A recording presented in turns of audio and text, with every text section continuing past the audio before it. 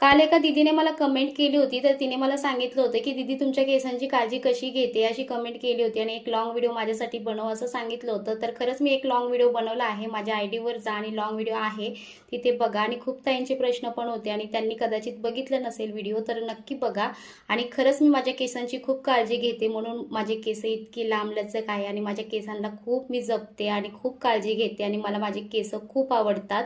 तुम्हाला काही माहिती हवी असेल तर नक्की कमेंटमध्ये सांगा, मी नक्की तुम्हाला सांगण्याचा प्रयत्न करेल. तर असो, आज दुपारचं जेवणाचं बेत होतं ते म्हणजे खिचडी. मुलांनी पण सांगितलं आणि त्यांनी पण सांगितलं दुपारून मस्त असं खिचडी बनव. आणि घरामध्ये ना आमच्या खिचडी खूप आवडीने खातात. 8 दिवसांनी खिचडी होतेच. तर खिचडी सोबत खाण्यासाठी हे जर नसेल तर मजाच नाही. तर कुरकुरीत खाणं हे खिचडी सोबत लागतंच. तिथे छान नळ्या तळून घेतल्या आणि पापड वगैरे तळून घेतला आणि दुपारचं जेवण छान असं करून घेतलं. खिचडीला अजून चव देणारं ते म्हणजे लोणचं. तुम्ही पण खिचडी सोबत लोणचं खाता का? कमेंटमध्ये नक्की सांगा. आणि व्हिडिओ आवडला असेल तर सबस्क्राईब करा. बाय.